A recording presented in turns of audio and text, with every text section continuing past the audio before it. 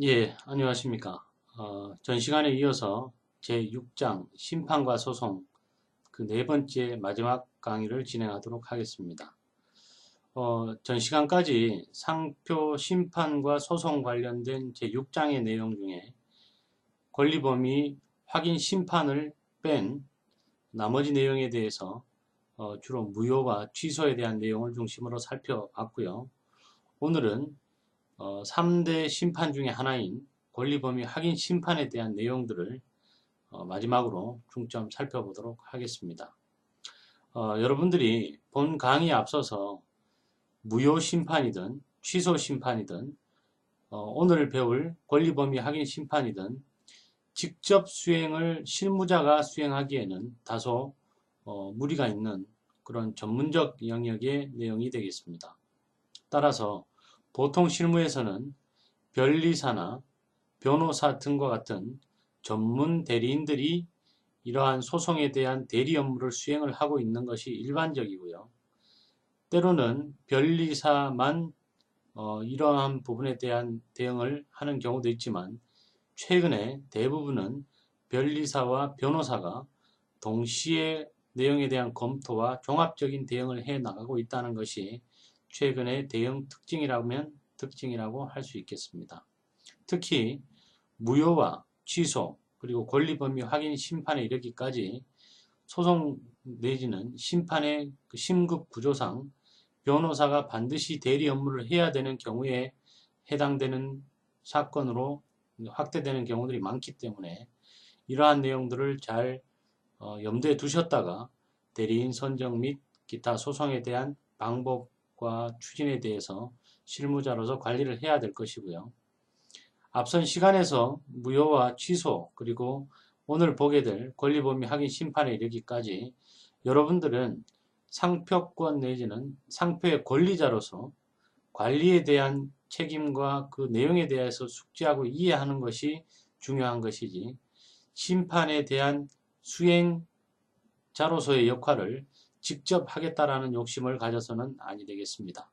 즉 무효에 해당이 되는지 취소에 해당이 되는지 혹은 권리 범위 확인 심판을 청구해야 하는지 그러한 이유서와 상대방이 제출한 서류에 대한 답변과 법리에 대해서 검토는 반드시 전문가에 의한 대응이 이루어져야 하겠다라는 것이 실무고 반드시 그러한 내용이 여러분들이 고려를 하셔야 되겠습니다. 따라서 변리사나 변호사나 대리인들에 의한 전문가적인 검토 내용을 기초로 해서 이러한 심판에 대한 것들이 진행이 되고 있는데요. 전 시간에 됐던 그 취소에 대한 내용을 마저 정리를 하고 오늘 권리범위 확인 심판에 대한 내용을 살펴보도록 하겠습니다. 여러분들 교재 267에서 307페이지까지의 내용이 되겠고요.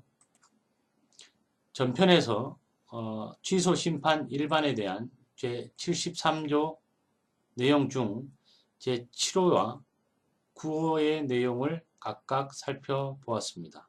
먼저 제1항 7호에 대한 내용은 상표권의 독립의 원칙에 대한 예외의 조항으로서 조약국에 대한 1년간의 기간상 보호를 인정한다라고 쉽게 정의할 수 있고요. 이해관계인의 통제에 대한 내용이라고 할 수 있겠습니다.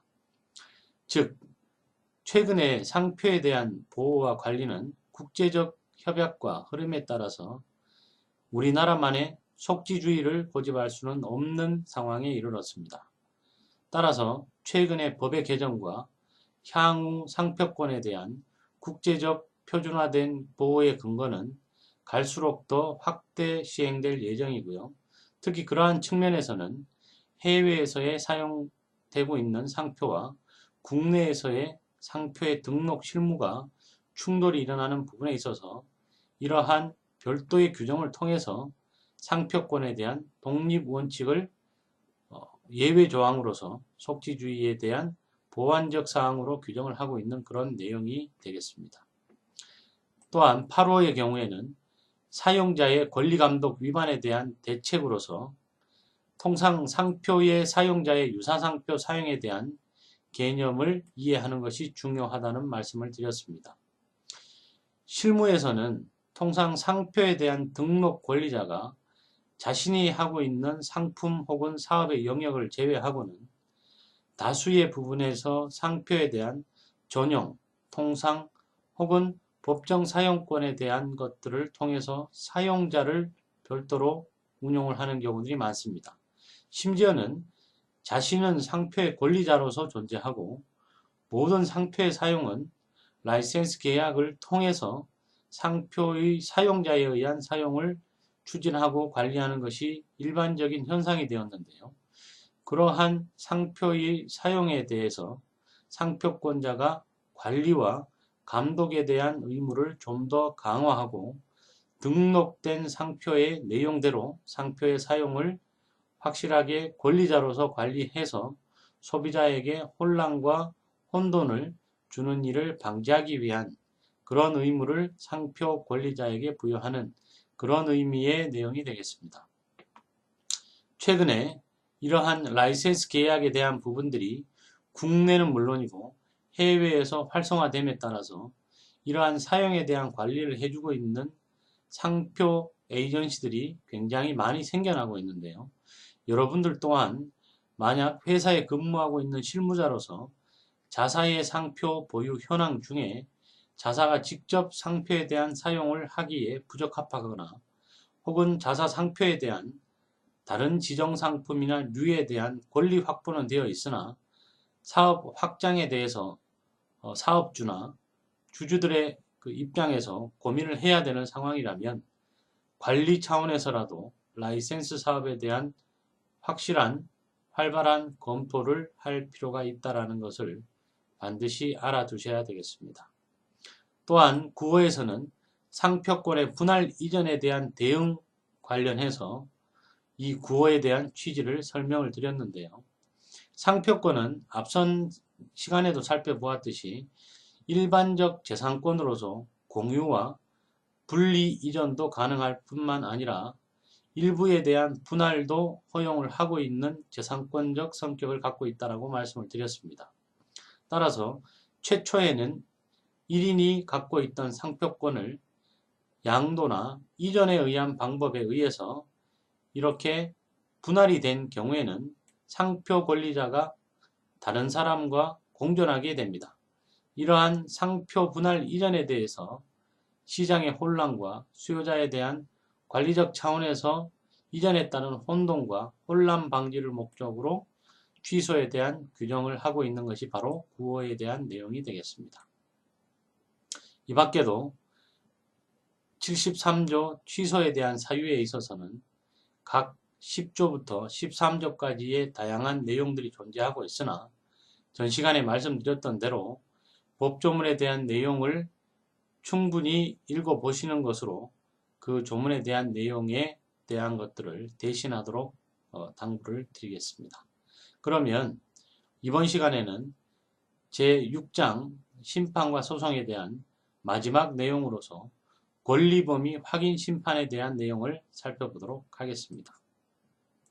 먼저 여러분들이 권리범위 확인 심판이라고 하면 쉽게 말해서 등록된 상표권과 충돌이 발생됨으로 인해서 과연 그러한 등록 상표권을 침해를 하였는지 혹은 그 등록 상표권 권리자가 타인의 상표의 사용 행위가 자신의 상표 권리 안에 포함이 되는지 등을 심판원과 해당 관청에 의해서 확인받는 그런 심판에 대한 내용이 되겠습니다.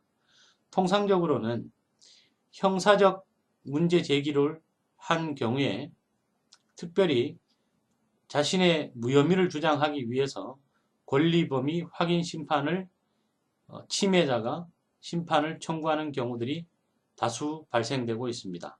즉 상표는 앞서서 살펴본 바와 같이 동일 또는 유사한 영역에서 동일 또는 유사한 지정상품에 해당 상표를 허락을 득하지 않고 정당한 권한 없이 사용함으로써 그에 대한 침해에 대해서 보호를 하는 것을 규정을 하고 있는데요. 동일과 유사의 범주를 동시에 규정하고 있음으로써 과연 유사의 범위가 어디까지를 권리의 범위에 포함을 하고 어디까지를 권리 범위 외적으로 해석하는지에 대한 논란이 많이 발생되게 됩니다. 따라서 권리 범위의 확인 심판의 경우에는 등록된 상표권에 대한 명백한 침해, 즉 동일한 침해보다는 유사 침해에 대한 경우에 많은 심판에 대한 진행이 일반적이라고 할 수 있고요. 특히 민사보다는 형사적 측면에서 유사 침해에 대한 침해를 구성하는지 구성하지 않는지에 대한 인정 기준으로서의 심판으로 많이 작용을 하고 있습니다. 예를 들면 A라는 사람이 B라는 사람의 상표권에 대해서 유사한 사용을 원인으로 상표권 침해를 원인으로 한 형사적 구제, 즉 침해죄로 형사 고소가 되었다면 그 사람은 등록 상표권의 보호 범위에 자신이 사용한 상표의 행위가 해당되지 않는다라고 하는 권리 범위 확인 심판 청구를 통해서 무죄를 입증하거나 혐의에 대한 조사를 보류하는 방법을 찾을 수 있는데요. 이럴 때 사용하는 것이 권리 범위 확인 심판이 되겠습니다. 혹은 반대로 누군가의 상표의 사용이 내가 등록한 상표의 동일 혹은 유사한 범위에 해당이 되어 나의 등록 상표권을 침해하고 있는 것을 확인받고자 하는 경우에 상표권자가 신청하는 것 또한 권리 범위 확인 심판의 한 부분의 내용이 되겠습니다. 따라서 권리 범위 확인 심판은 여러 형태의 경우에 그것이 침해와 충돌의 범위에 포함이 되는지를 확인하는 그러한 용도로 많이 사용하고 있으므로 실무적으로는 상표권의 침해와 관련된 형사적 해결 방법으로서 많이 사용되고 있다라고 이해를 하시면 되겠습니다. 자료를 통해서 하나하나 권리 범위 심판에 대한 내용을 살펴보도록 하겠습니다. 먼저 말씀드린 것처럼 권리 범위 확인 심판의 유형을 보면 적극적 권리 범위 확인 심판이 있고요. 소극적 권리 범위 확인 심판이 있습니다.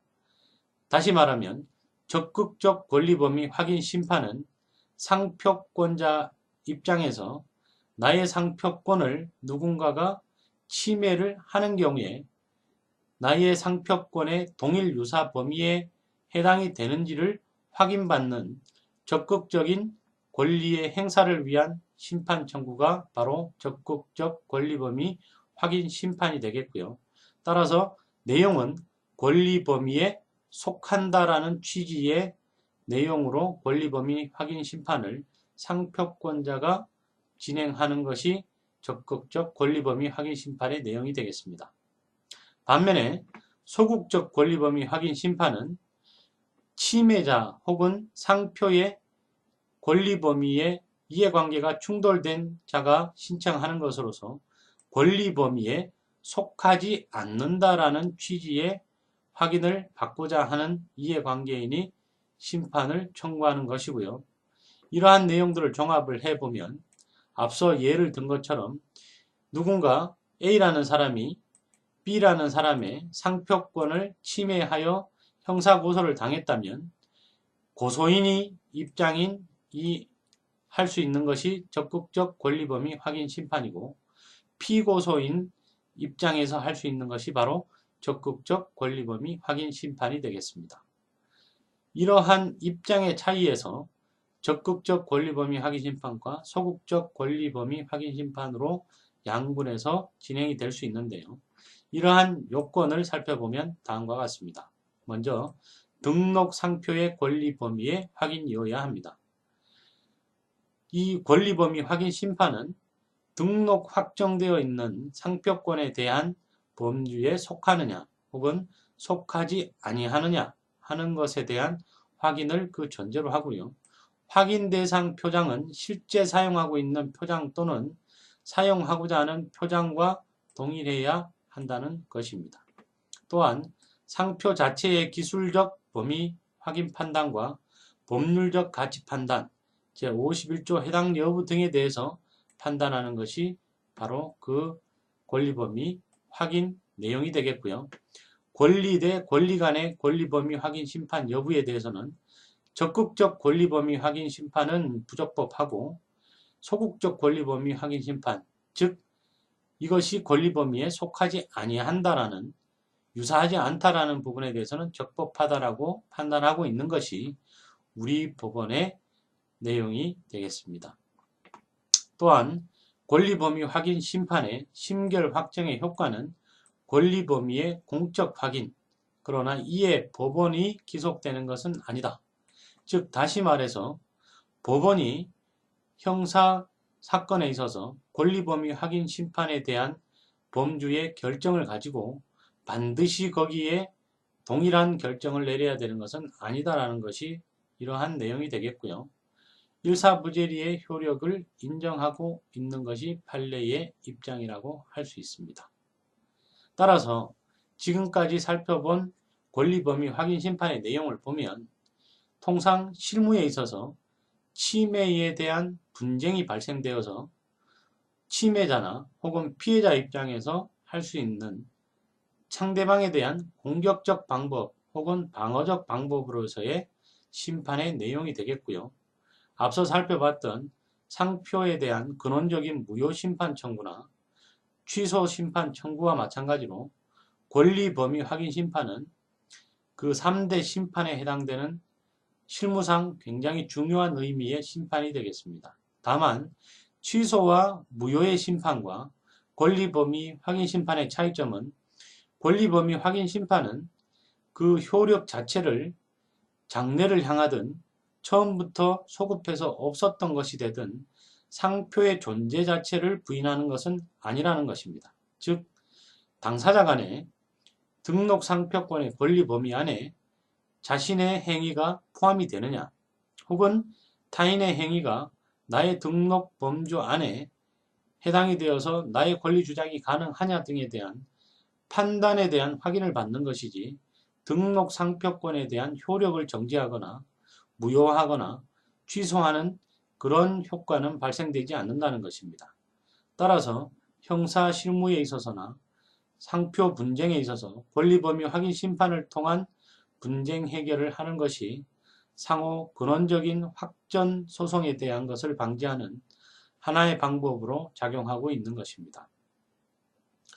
반면에 취소와 무효 심판의 경우에는 장래로 향하든 소급해서 없어지든 상표권에 대한 근원적 중지 내지는 효과를 없애버리는 그런 근본적 심판이 되는 것이기 때문에 이러한 3유형에 대한 세 가지 유형에 대한 심판 청구에 있어서 어떠한 방법을 어떠한 시기에 어떤 식으로 활용을 하는지 어떤 순서에 의해서 활용하는지는 전문가의 조력을 통해서 반드시 실무상 회사의 여건을 고려한 접근이 이루어져야 하겠습니다. 이러한 내용들을 토대로 잘 참고를 하시고요. 나머지 다음 내용으로 이해관계인에 대한 부분을 살펴보면 다음과 같습니다. 먼저 심판에서의 이해관계인은 취소 또는 무효로 되어야 할 상표 등록의 존속으로 인하여 상표권자로부터 상표권의 대양을 받아 그 등록 상표와 동일 또는 유사한 상표를 사용할 수 없게 됨으로써 피해를 받을 염려가 있어 그 소멸에 대해 직접적이고 현실적인 이해가 있는 자, 쉽게 말하면 상표권자가 누군가와 상표 무효에 대한 분쟁을 진행하는 경우에 그 상표권자로부터 전용 사용권이나 통상 사용권의 사용 허락을 받아 상표를 사용하고 있는 자의 경우에는 그 상표 무효와 취소의 소송의 결과에 따라서 상표를 사용하는 계속적인 사용이 보장이 되거나 그렇지 않으면 상표의 사용이 중단되고 차단되는 효과가 발생되는 그런 것들이 바로 이해관계인의 범주에 해당이 되는 것이고, 이러한 이해관계인은 방금 의의에서 본 바와 같이 반드시 소멸에 대한 직접적인 현실적 이해가 있는 것으로 판단이 되기 때문에 심판회의 이해관계인으로 포함되는 내용이라 하겠습니다. 적용 심판은 무효 심판의 경우에는 이해관계인 또는 심사관이, 취소 심판은 제3호와 제4호, 즉 앞서 봤던 것처럼 불사용 취소 심판이라든가 기타 다른 4호에서의 규정까지도 포함하는 내용이 되겠고요. 권리범위 확인 심판의 경우에는 적극적 피청구인이나 소극적 청구인으로서의 적용 심판에 그 내용이 해당이 된다고 하겠습니다. 이러한 이해관계의 태양, 즉 형태를 보면 취소 심판의 청구 대상이 되는 등록 상표와 동일 또는 유사한 상표를 과거에 사용한 바 있거나 현재 사용하고 있는 자, 혹은 등록 상표와 동일 유사한 상표를 사용하리라고 추측되는 자, 그리고 상표 등록 출원을 하였다가 동일 유사 상표의 존재를 이유로 거절 결정을 받은 경우, 동종업자 등에 해당이 된다라고 하겠고요. 이러한 태양들은 실무상으로 굉장히 다양한 형태를 나타내고 있으므로 이와 같은 내용들에 대해서 언급하고 있는 교재에 대한 내용을 참고로 더불어서 충분히 이해를 하시기를 바라겠습니다. 또한 상표권에 대한 의한 대항을 받은 자는 경고장, 손해배상 청구 등을 받은 경우에 해당이 되고 기타 선등록 상표권자도 이에 포함이 된다라고 하겠습니다. 이해관계 존부의 판단 여부는 심결시나 직권조사사항으로 되어 있고요. 흠결의 효과는 심결의 각하 사유에 해당이 되겠습니다. 이상 제6장 심판과 소송에서 내용을 전부 살펴봤고요. 앞서 본 것과 같이 상표권에 대해서는 그 침해가 발생하거나 분쟁이 발생하였을 때는 형사적 구제 방법과 민사적 구제 방법을 각각 활용할 수 있고, 우리 상표법에서는 각종 심판 제도를 명문 규정으로서 규정해서 각 분쟁에 대한 해결 방법을 열어두고 있는데요. 사실 실무에서는 이러한 무효와 취소에 대한 제도, 그리고 권리범위 확인 심판의 제도, 이런 것들을 보장하고 있음으로써 통상 실무적 입장에서는 유사상표에 대한 등록을 많이 방치한다라는 그런 우려의 목소리가 많습니다. 즉 우선은 등록을 해주거나 등록에 대해서 길을 열어준 이후에 이해관계인들끼리의 무효나 취소에 대한 심판의 방법을 활용하게끔 하는 부분들이 실무상에서 많이 논의되고 있는 사항이고요.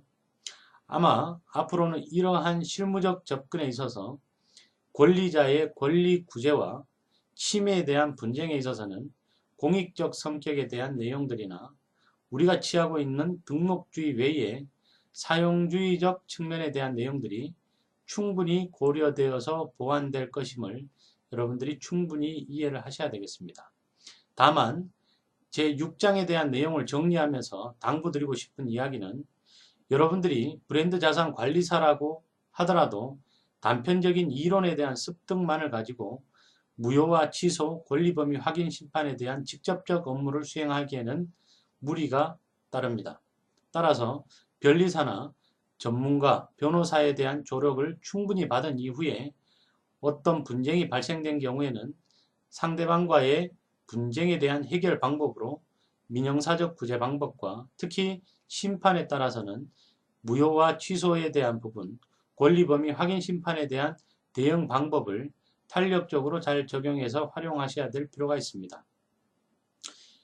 추후에 28강 정도에서 여러분들에게 최근에까지 벌어진 취소와 무효, 권리범위 확인 심판에 대한 사례와 케이스들에 대해서 다소 사례를 가지고 설명을 드릴 예정입니다만은, 다양한 내용들에 대한 취소와 분쟁에 대한 것들은 현재에도 각 업계에서 많이 벌어지고 있는 내용들이 되겠습니다. 특히 동종업계에서 등록되고 있는, 사용되고 있는 상표와 관련한 그러한 내용들을 잘 정리를 해 두신다면 여러분들이 상표 관리자로서 충분한 실무적 소양을 발휘하는 데 크게 기여하리라고 봅니다. 자, 그러면 제6장에 대한 내용을 정리를 하고 다음 시간부터는 마지막 7장 부정경쟁 방지 및 마드리드 협정에 의한 다국가 동시 출원 제도에 대해서 살펴볼 예정이고요. 끝으로 앞선 제15강에서의 내용과 마찬가지로 16강부터 오늘 강의를 포함한 7장에 대한 내용을 종합 정리를 한 이후에 현 실무에서 이루어지고 있는 사례와 실무적 분쟁 내용을 소개를 드리고 문제풀이에 대한 부분들도 덧붙여서 마지막 강의에서 진행을 해 드릴 예정입니다. 대단히 수고하셨고요. 소송과 심판에 대한 부분들은 법조문을 충분히 읽어보시고 내용을 다시 한번 정리를 해 두시기를 당부를 드리겠습니다. 감사합니다.